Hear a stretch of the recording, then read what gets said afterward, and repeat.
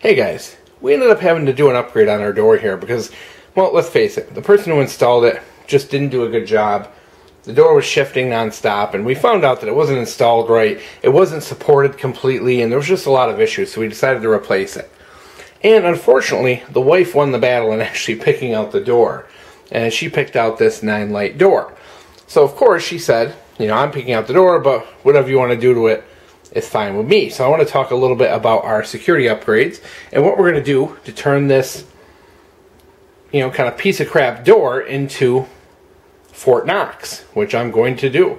That's just how I am, guys. So let me run you through this. Now, first of all, when we built this thing, the contractor was definitely very understandable to the fact that I wanted a secure door, but the wife wanted natural light, So he helped me out, and helped me out quite a bit. Number one, all the hinges and strike plates are all in with nice 4-inch screws. The door jamb is screwed in very securely with 4-inch screws into the rough frame, as well as using structural silicone, dowcorning 995, to basically wedge everything together. So this whole door jamb is sealed in with structural silicone, and nice 4-inch screws, that are quite a few more than actually what's necessary to give the door frame extra support from within. Of course, this is a steel clad door with a wood center, and you can see it's got this 9-light window. I'm going to can't get ahead of ourselves here. As you can see, we have wood. This was originally a recessed door, and it was just kind of recessed by drywall. So I had him kind of go and basically add and build up wood around it to recess it with instead of drywall. So now we have all this wood supporting the door jamb and frame. So it's edge on, so it will be very strong, and I don't anticipate anyone being able to knock this out by the hinges based on that. Likewise, the same goes over here. Behind the door and the lock, we have about 1 inch worth of wood edgewise that's holding everything into place. And that, of course, as you can see from the bead of, I think up there you can see it, there's a bead of structural silicone running all around. That's siliconed in as well, everything, to lend this whole thing a whole bunch of support.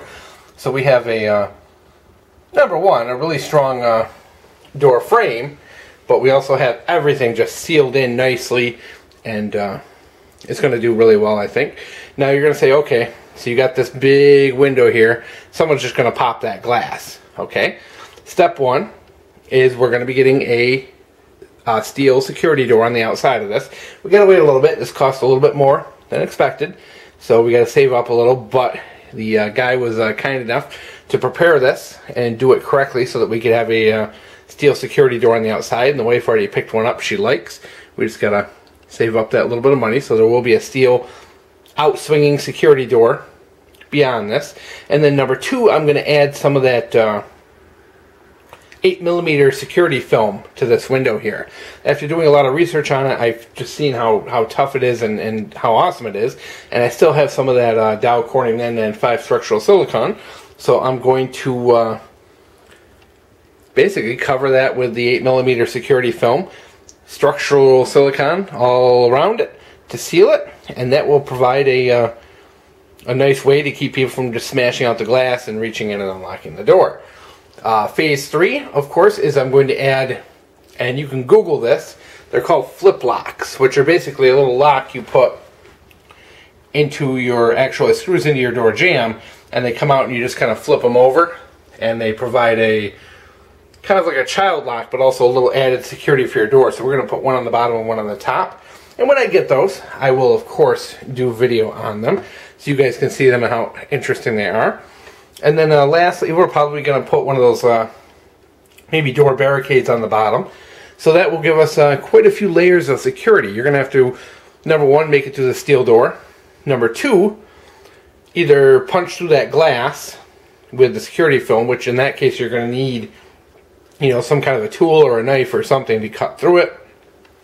Then you're going to have to unlock the doors, find the flip locks up and down, which I think the up one will probably be easy, but the down one will probably be tough to get to. and then you'd be able to get in, which will give me more than enough time to do what I got to do to protect the family. So, you know, to be honest, no door can ever be 100% secure. It's just not going to happen in the residential setting because you have doors just surrounded by wood. So what I want to do is create enough barriers that it will be inconvenient and take time.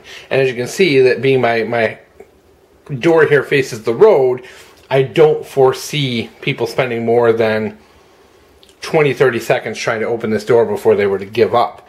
And of course the last line of defense is, you know, because I do have this little nook over here, I'm going to install a motion sensor on that pointing at the door, so that way if someone were to even come up to the door, it'll set off an audible alarm.